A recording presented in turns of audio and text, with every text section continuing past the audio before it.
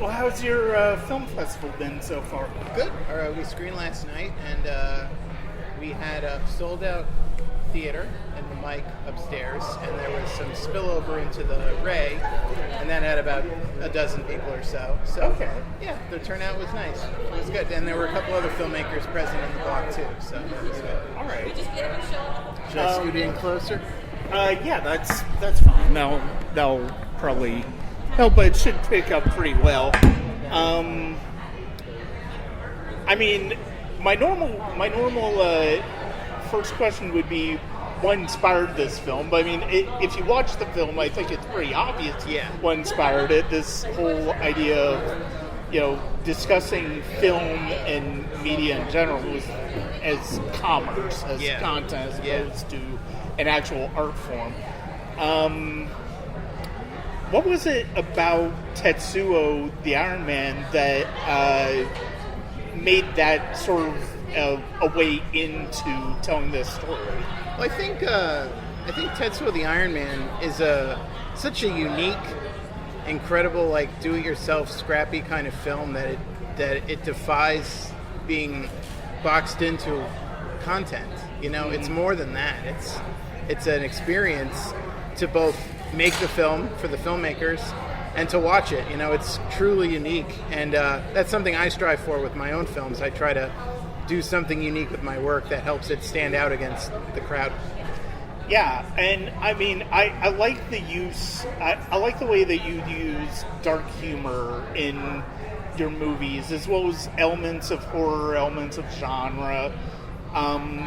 Is horror and genre kind of where you tend to gravitate towards as far as some of your favorite movies, or is that just kind of the genre that you've found yourself in as a filmmaker? I try to find inspiration in all genres, but mainly, I mean, I love Monty Python a lot, and I love Monty Python and the Holy Grail. I love the use of violence and blood in that movie to a level of absurdity. So the violence in my films, the gore in my films, I always am keeping in mind for it to be funny, not so much to scare people. I'm not that interested in like scaring my audience. I want to make them laugh with the over-the-top things that are happening on screen. But that being said, I mean, I love a lot of horror from the 30s and 40s. Lots of shadows and lightning bolts and things like that. I do love when a film is very, its aesthetic is very obvious and artificial, like it's almost theatrical. So a lot of my films have scenes that take place in black voids with use of fog or practical trick photography effects and miniatures and things like that. And this film obviously implemented some stop motion animation and a lot of, and of course the costumes of the lo-fi man, the robot, the stormtrooper that's in the underground thing. So I mean, I love when a film is very aware that it's a film. I'm not too interested in realism, personally. I think there's a lot of great films out there that do that, but it's not something that I'm interested in doing in my own work. One of the things I think I appreciate the most in this film is that it plays off of the idea of dystopian science fiction as well. Were there any particular films in that genre that inspired you in this one? THX 1138 and 1984. We both looked at, Blake Myers and I, the co-director, we both looked at like stills and scenes from both of those films. So we thought THX 1138, with everything being so stark white, was what we were aiming to do. However, we didn't want to go stark white. We wanted to go gray, because the more stuff is diluted and whatnot is like, it's more gray, and like the mush they're eating is like off color, and the jumpsuits they're wearing are all gray. And Blake was very conscious of that when making the pipes and the sign that says this content is made from 100% recycled content. We thought that was a pretty funny thing to inject in the film, because so much of what's out there now is just remakes or reboots and this and that. So it's just constantly recycled material, and it's losing its potency, you know. Yeah, and I think that's one of the things that I enjoyed about this film is the fact that it's not only playing off of this larger conversation that is being had about content versus looking at art as art versus looking at art as content to be sold, but it also is discussing the films itself. It's discussing the landscape of film itself. And I mean, you know, it's certainly, you know, I mean, there's certainly something that you definitely notice, even especially on the major studio levels, even with something as popular as Marvel, you're kind of looking at this, well, the ideas behind, maybe the initial ideas behind those stories when they were conceived of as kind of getting diluted. Yeah, well, I mean, I'm not against comic book films. You know, 1989's Batman and Batman Returns, those had a big impact. Oh, yeah. Because there was a director behind it who had a production designer, and they had a look that they wanted to do, and they chose different angles and shots. They had a vision. Mm-hmm. And what I'm noticing now is I feel like Marvel and Star Wars, they're sort of following how television is made. Yeah. Where television is the medium of the producer and the writer, not so much the director. So all of the Marvel films look very similar to one another. So it doesn't matter if it's Peyton Reed directing it, or if it's, what's the guy who directs the Spider-Man films? John Wong. Yeah. So, you know, those can be swapped out, you know, for anybody. Yeah. But when you watch the Spider-Man films that Sam Raimi made, they are very unique, and they look like a Sam Raimi film. They don't look like a Marvel film. It's Sam Raimi going into the Marvel universe. So I confess I did not see the Multiverse of Madness. I was excited that he was a part of it, but from what I gather, he's sort of diluted his own style in order to, you know, go with the bigger picture of what Marvel's doing. No, and I think that is an excellent point. I mean, you know, look, I'm from that generation too, with like the Tim Burton Batmans and Donner's Superman and all of those films that in the original Star Wars trilogy, where it's like you can tell that there are minds beyond just making money, and they're the driving forces of those movies. Yeah.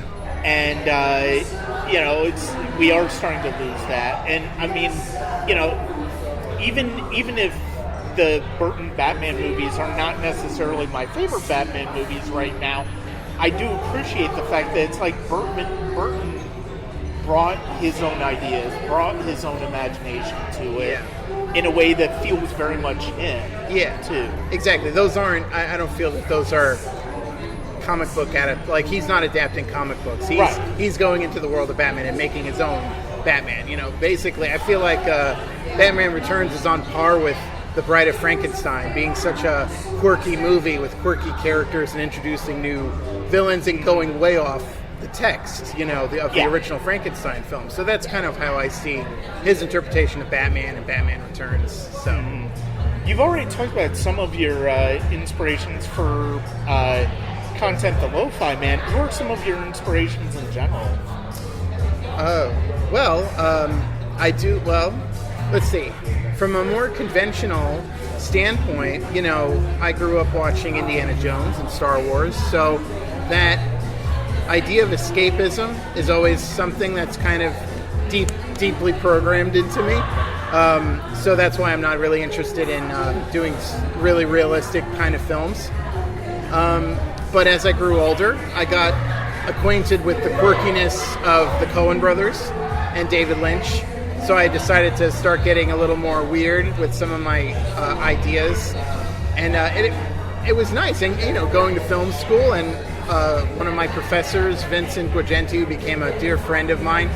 He opened my eyes to B horror films by Boris Karloff and Bela Lugosi, and so I find inspiration from a lot of different kinds of films. You know, this is a complete opposite of the spectrum, but there's a Paul Schrader film called Mishima: A Life in 4 Chapters, and the aesthetic of that movie, when they go into his Yukio Mishima's books, it's very theatrical and very artificial, and I was really drawn to that. I like when the design of a film brings attention to itself, you know, that it's not in a real world setting, it's more of a fantasy. So lots of my work, including stuff that dates back to like 2008, I've been doing stuff with killer robots and monsters and stuff like that all my life. And I'm always like interested in like shooting on stages with like artificial lighting, or even just put your character behind a black void for budgetary reasons. But if you add some fog and some lights, all of a sudden it looks like, you know, it has this really cool like silent movie aesthetic. You know, the transformation scene in Content the Lo-Fi Man obviously pays homage to Tetsuo the Iron Man, but we were also thinking about films by Guy Maddin, who does a lot of stuff filming on stages with Super 8 film, and it all looks very artificial, and the editing is like so rapid fire. So we find inspiration from all kinds of things, from photography, from art, from music. You know, classical music is always a big inspiration to me. Soundtracks, like film scores, you know. I overheard you talking to Jeff how you love film scores, and that was what I listened to growing up as a kid. I wasn't normal. I didn't listen to like the top 40 or anything like that. Yeah. My way of rebellion was like listening to Danny Elfman and James Horner and Jerry Goldsmith. And, you know, that's the other thing, going back to like the sort of dilution of how things are. Like, you listen to the Batman score of 1989 and it sounds like very operatic, and it's very big and bombastic. And, you know, sometimes Danny Elfman can go back and do that, but I don't know if it's because people aren't looking for that anymore or because his style has evolved. But, you know, I noticed like composers like Alan Silvestri and Danny Elfman and James Horner, their sound changed over the years, like as their careers, you know, kept going. I feel like the one who more or less stayed true to himself in his style was like Jerry Goldsmith.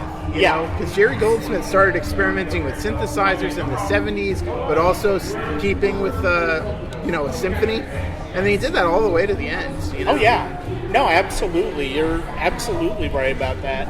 I mean, you know, with Elfman, I do think it's, you know, because even in something like that, his Batman scores, even in the scores he did for Raimi for the Spider-Man movies, it's like you can tell some of that distinctive Elfman-esque quality to it within the framework of a larger symphonic score. And so, but yeah, you're right. He's less asked to do that more idiosyncratic style than he was when Burton was in his peak. Yeah. And but yeah, I mean, you mentioned Horner. I mean, Horner's, I love Horner, but he's also a controversial choice because of the fact that he borrowed heavily from himself. But I still love his music. But what's so fascinating, this is the silver lining I see about somebody like Horner. First of all, I love Horner. Yeah. Like Star Trek II, The Wrath of Khan, Aliens, you know, fantastic scores. What's really exciting as a person who loves like classical music and soundtrack music is you start to find out, oh, he's borrowing from Prokofiev. Yeah. And then you find that Prokofiev piece and you're like, oh my god, this is awesome too, you know? So he's this indirect gateway to the classical music that inspired him. Yeah. Like there's so many, like there's cues in Braveheart that harken back to Prokofiev's like Alexander Nevsky score from the 20s. Mm-hmm. So he's cool like that, and John Williams is a little like that too. You know, if you listen to the original Star Wars score, there's parts that sound like Stravinsky. Oh God, The Rite of Spring. Yeah. So like it's fun.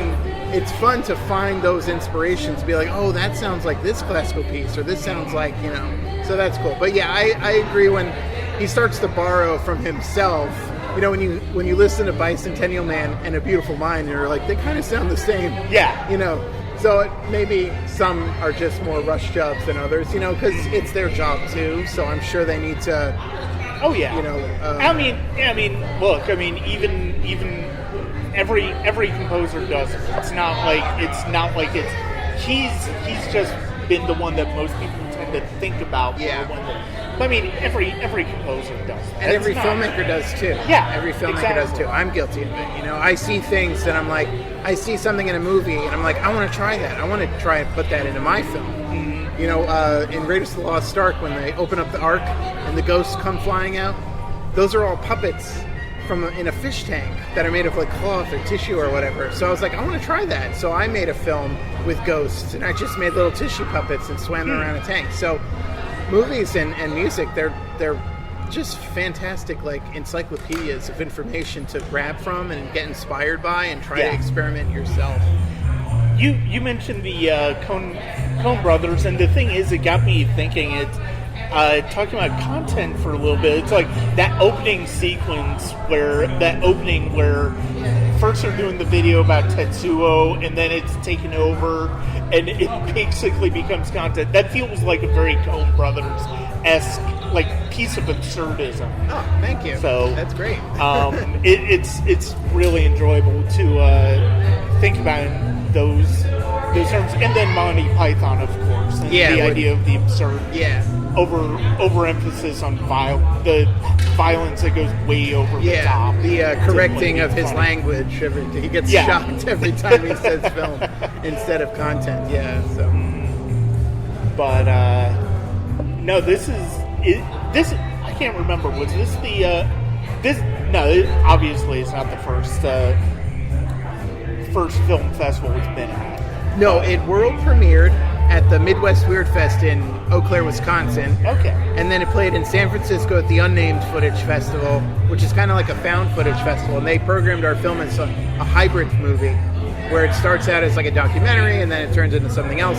And then we played at the Boston Underground Film Fest. We just screened at the Florida Film Fest, and this is now our fifth screening of the film. How many? Because I know I saw one of your other shorts here in 2019. Oh, was that Williams Tips? Williams, yeah. How many times have you been to Atlanta, the film festival? As a filmmaker selected, I believe this is the number 5. This is the 5th time. Yeah, I started. I screened in 2014, 2015, 2016, 2019, and 2023. Okay. Yeah. All right. What are some of the big changes? Are there any changes that you've kind of seen in the festivals you've come to see over? I think this year has some of the best programming in the entire time I've been here. The programming is so diverse that there's literally something for everyone. You know, there's I saw one of the first things I saw here was a movie by Soda Jerk called Hello Dankness, and it's this sort of remix film where they take all these clips from all these films and they strung together a story about what happened from 2016 to 2020 in our country, and they were digitally inserting things to help the story. Like they took the movie The Burbs and they sort of built the movie around that and started incorporating clips from American Beauty and This Is the End and Nightmare on Elm Street. So that was a really cool thing, and I don't know if I would have seen that, at a previous iteration of the festival. Yeah. And then I'm gonna go see Quantum Cowboys, which looks like another put together do-it-yourself kind of feature using all these different aesthetics. There's other science fiction and genre bent stuff, which it's really cool to see. I will say it's that's some of the stuff that I've been. This is my 5th year in a row run covering the film festival. And I will say, as far as genre, it does feel like this year is more adventurous than other years. Yeah, I agree, and it's great. It makes me feel like, I'm not just a black sheep. I'm always grateful to be accepted in the festival, but I'm always surprised too because Atlanta's so prestigious, and then my weird, disgusting stuff also gets to play too. So I always appreciate being welcomed back to the festival. How was the reception to content? It was good. Yeah, we got a lot of good laughs, and some people responded great to a lot of the jokes. When you watch your film a lot with an audience, sometimes you're like, oh, I wish this was a little better or that was a little better. But overall, it took us 2 years to make this film, and we've been calling it like a culmination type film because I've been making films for 18 years, and Blake has been making films for a long time. And this is sort of a culmination of all of the skills we've learned and all of the aesthetics we've been collecting over the years. So it's really nice. It's like everything but the kitchen sink is thrown into this movie. And we put ourselves, I literally put myself into the movie. I don't do that often. I don't often write myself as a character because I don't like to act. But, it lent itself to the story to sort of like put myself and make fun of myself as a filmmaker. Sort of have a heightened version of yourself in the role. Yes. In the role, yeah. Yeah, and it was, it was, I was happy to like cast Clark to play the new and improved Brian, so that way I didn't have to be in the whole movie. I was able to get back behind the camera where I feel more comfortable. But he was able to play this very exaggerated version of myself, and he did a good job. I was really happy with all the performances. All the actors, I feel like, did a good job. And of course, I'm so happy that he didn't pass out wearing the Lo-Fi Man costume because we were filming in June, and there could have been an accident if we weren't careful. But thankfully, everybody was okay, and nobody fainted and nobody got overheated while we were filming. But yeah, filming took a long time. We shot in December. Then we shot in April, May, June, July, like one day here, one day there, an afternoon here, just to get it all done.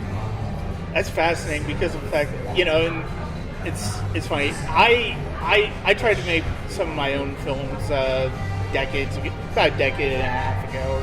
So, I mean, I basically came to realize that writing about film was where my strength was. But, it's like one of the things I did was kind of a heightened version of myself really playing a film director with these absurd ideas about making films. And it's like, and one of the short films I tried to do, it was one of those cases where it's a day here, day there. It just got too ungainly to where a point it's like, this just isn't going to put together well at all. But so I definitely appreciate the challenge that brings up, especially from a continuity standpoint. We were preparing for the whole year, and originally we were going to get a budget for this. Somebody was commissioning this film, and unfortunately the budget fell through like 1 week before we were going to start filming. But I hear horror stories about people preparing films and then it goes away and then they don't get to make that film. Like there's so much heartbreak in Hollywood, like where, I think Guillermo del Toro said the natural state of a film is being unmade, and that it's like a miracle that you get your film made at all, and it's even a miraculous miracle if it's good. So I didn't want to lose this project because we had already prepared for a whole year, and I was ready to go. I was ready to film, and we just said we'll do it ourselves. We'll keep it low budget like we always do. And luckily, we're resourceful with like getting resources and locations. And as long as we feed our cast and our crew, everybody's happy. Nobody's expecting payment. Of course, I would love to pay them. But yeah, this one was a challenge. I think post-pandemic, a lot of people are reassessing their lives and their jobs. So sometimes they can't commit like they used to, or they're just getting older. And I understand that. I want to respect that. So I'm finding I'm at a crossroads now where I need to think about, how do I continue to make films and what direction should I go in? Oh, and I will say, I think, especially given the title, and I'm not sure if the title came from a result of, was the title content, the Lo-Fi Man, always the title? Content was always the title. And then we thought, it should be, if we call it content, it's going to be real hard to find it online. So instead of calling it, we had to call it something else. And then we figured, well, we'll model it after Tetsuo the Iron Man. Right. So it's content, the Lo-Fi Man. But the character that he transforms into was always going to be called the Lo-Fi Man. Mm-hmm. So we were like unsure of whether we call it content or we call it the Lo-Fi Man. So we decided to call it both. Both. Makes sense. Because I do think to a certain extent, the fact that this is more homemade, this is more low budget, I think benefits it because of the fact that, I mean, it does feel very much, it not only does it feel very much like a labor of love, but it also feels like, you know, it feels like a lot of those people who live stream, you know, the people who your character is at the beginning when they're trying to talk about Tetsuo. And it's like that, so much of what discussions of film we recognize now is live streaming, our videos on YouTube. Yeah, there's a lot of people online who are YouTubers who talk about films who used to make films or trying to make films and they couldn't make a go of it. So then they're fine with just like talking about films online. And I find that so sad. Because, you know, you want a person to continue to try, but some people just don't want to continue to try. And I don't want to push anybody into doing what they don't want to do, but I do get sad when I know a person who is creative or wanted to be creative and it didn't work out for them. You know, I've been trying this over and over again, making films for 18 years. You know, I went to school for film. I graduated in 2005, and then from 2005 to now, I've been making films and content. The Lo-Fi Man is film number 17.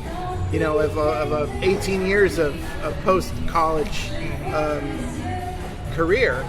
And, you know, some are better than others. Some resonate more with others.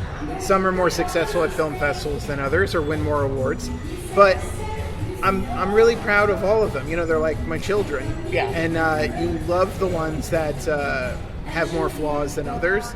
And, you know, one thing I appreciate about my work is that it doesn't look like high production value. You know, we try sometimes, but we are always wearing our budget and our aesthetics on our sleeves out in the open. You know, I wouldn't want my stuff to look too polished, you know, because then there's like this line that's blurred where it's like, it looks like Marvel or it looks like television and stuff. And I always want it to look a little bit imperfect. You know, film festivals in like the early 2000s, well, actually from the 80s all the way to the early 2000s, I feel like you could shoot a film on Super 8 or VHS or 35 or 16 and they would look completely different from each other. Like, you would watch films on like atomfilms.com or whatever, and they would all look so different and so unique. Like, I love going back and I love watching films like Kung Fu Kenobi's Great Adventure or Monkey vs. Robot or Invasion of the Aluminum People or Dawn of the Evil Millennium. You know, these filmmakers like make these rough looking films, but they feel alive to me. Yeah, I mean, no, and I think a big part of that is the digital aspect, how so much of filmmaking is now digital. And I mean, that does make me appreciate how a lot of filmmakers do try to make films on film, because you can tell there's just such a difference in the quality. It's not necessarily better or prettier, but it's distinctive. Yeah, especially if they don't clean up the film and you see the scratches and the pops and this and that and the hairs. Those are, I like that, you know. I wouldn't want to like completely clean up my film, you know. Yeah. We shot this digitally, but his whole transformation scene was shot with Super 8 and with the Blackmagic camera. But then what we would do is we would edit together some stuff of the Blackmagic, dump it to mini DV tape, load it up onto a CRT monitor, and then film the CRT monitor with Super 8. So that way we get the scan lines of the television, because there's a number of shots in Tetsuo the Iron Man that look like that, where he was filming a monitor, like a CRT monitor. And I love the look of the scan lines, going up and down the screen. So we wanted to do that too in our film for the transformation scene, to really hammer in the look that Shinya Tsukamoto was doing for Tetsuo. Nice. That's awesome. I mean, I love, and talking to Jeff, and one of the things that I think both of you very much have in common is first the way that you approach film is that you're approaching films from your influences, but putting a very distinctive spin on it. And I think in a way that not only is somebody who's familiar with those influences going to be able to pick up on, but also even if you're not familiar with it, you can still find something that it'll still be entertaining to you. Yeah. Jeff and I had films in the same festival back in 2006. He had a short called Bubblecraft, and I had a short called Casket Climber Insect Gone. His was all done with rotoscoping, and I forget what he shot it on, but he did it all in the computer rotoscoping it. And mine was shot on mini DV on a kitchen table with little stick puppets and stuff like that. So it's cool to see that we're at a festival again together. But truth be told, I've only met him a night ago, but I know him and I've known his work, and we have mutual friends in the film festival world. So I'm looking forward to talking to him for a few minutes at least. It's gonna be. I'm very curious what you're gonna think of Clown Cowboys, because I did watch it beforehand, and I really was so taken by it.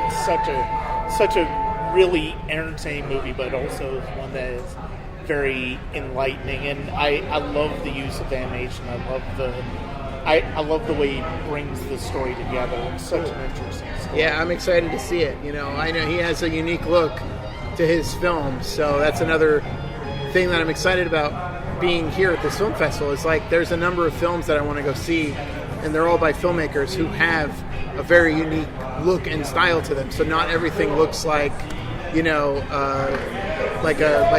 indie darling coming out of Sundance or something like that. Yeah. So, but I am going to be checking out the short film blog, The Content with. Oh, cool! Because I did miss it last night, but I do want to see what other films it was in a blog with, because of the fact that they always. Their short film blogs are always so fascinating to see the progressions of. Yeah. And I mean, especially this being late night short films, it's going to be a wild one to see, I'm sure. It is. And there's a couple of friends of mine who have films in the block. Calvin Reeder's Harbor Island and Ryan Betchart's Lee Roth Fog film. Both of those are completely different, and I love them both. And the other films in the block, the other filmmakers that were here, Goose Egg, the filmmakers who made Goose Egg, they're here at the festival. And then Shelf Life, those filmmakers are here. And I just loved how different every film looked in the block. It all looked like, everybody was hand making their movies. And I really appreciate seeing that now. Everything doesn't look uniform anymore, and I think filmmakers are starting to rebel against that and go back and making their films look imperfect and rough. So I'm excited to see that. Mm-hmm. No, and I think that's why it is so important for somebody, whether it's a film critic, whether it's a typical just a regular audience member. I think why it's so important to look beyond even the studio indies like A24 and Neon and stuff like that. And they put out tremendous work, but it's that's why it's important for people who come to festivals, I think, because of the fact that it's you're basically looking at films from filmmakers with their own voice. Yeah. And I think that's one of the common threads of film festivals and of some of the strongest film festivals like Atlanta, where it's there's something, it's coming from a very specific voice, and I think that's great that it's important for people to connect with that. Yeah. And the other takeaway from watching the late night shorts last night was that a person can make a film about anything with anything, and like if it's a good enough idea or it's done executed well enough, like it's enjoyable. You know, there was one about a fly who dies, and there's this whole movie about making a movie about this fly that dies, and it just really showed me like, wow, you can make a film about anything with any means necessary. There's another film that's going to play in a shorts block on Tuesday, where it was all done with dolls and little like toy cars and stuff like that, and it reminded me of Superstar, the Karen Carpenter story, which is by Todd Haynes, who did Far From Heaven and the documentary about the Velvet Underground. His first movie was about Karen Carpenter from the Carpenters, but he told it with Barbie dolls. You know, so it just shows that persistence of that compulsion to create through any means necessary. You know, and I find that incredibly inspiring. You know, it makes me remember, like, okay, don't doubt yourself. You know, stick through it, get it finished. You know, and start thinking of a new idea. You know. Speaking of new ideas, do you have that new idea in process? Not yet, because this one took so long. Truth be told, I wasn't sure if I had another one in me after this, because it was so hard to get this one made. But now that it's done and it's out there, and people like you are watching it and understanding what we were trying to do with it, it's certainly making me like think like, okay, I could definitely make another. I make another film. I just don't know what it is yet. Right. Well, I'm certainly glad to hear that, and it's been so great to talk to you. Yeah, well, thank you so much. You know, be able to talk to you about your film, about filmmaking in general, and just about film in general. Well, yeah, it's important. We're at a film festival, not a content festival. Exactly. But yeah, it's made me think, like, I wonder if there's more to explore with content if I did a sequel, you know, because ever since we finished the film, all this AI stuff has started, like, really rapidly happening. So it had me thinking, like, well, should we have Lo-Fi Man versus AI Man next? Should that be next? You know, and the thing is, it's like there's so much content that almost feels like it's written by AI. And there's so many films and TV shows that kind of feel like they're written by AI anyway. Yeah. So it's like, really? This is no. Well, yeah, there's such a glut of streaming services and this and that. So they're just, you know, it's kind of like when 24-hour television was introduced. They're like, well, we got to fill it with we got to fill the airtime with stuff. So they would either like play movies over and over again, like the $1 Million Movie, or they would play old reruns of I Love Lucy. Yeah. So now they're just greenlighting all these shows. So it almost makes it feel like you have a TV show and it's not that special. Like, yeah, exactly. Like, oh, I have a TV show, but like if it's on, you know, Crackle or something, it's only exclusive to Crackle, you know. I mean, still, hey, good for you. That's great. That's nothing to sneeze at. And the thing is, it's a double-edged sword because of the fact that it's like you might. It feels like to a certain extent more people are able to get films or TV made or at least produced to a point where it's released. It feels like that. I'm sure the reality is very different from a creative standpoint. But at the same time, like you said, it's not necessarily special anymore. It's just something else for streaming services to make available that will likely get buried in the algorithm. Yeah. What's special? What is special to me is like for somebody to seek you out and curate your work to be part of their collection. You know, something like the Criterion Collection or Arrow. You know, those people care and they want to curate work and present it in as nicely as possible. So it makes you feel like you've been chosen. So that's, to me, is pretty special. Yeah. But what do you? So I mean, I know you're watching Quantum Cowboys today. What else are you going to be watching after that? I'm not sure. I might try and see a shorts block. but I have to like see about getting a ticket to that. And then I got a few things lined up for tomorrow that I might try and do, like experimental shorts, and I might. I think I was gonna try and see Final Cut. Okay.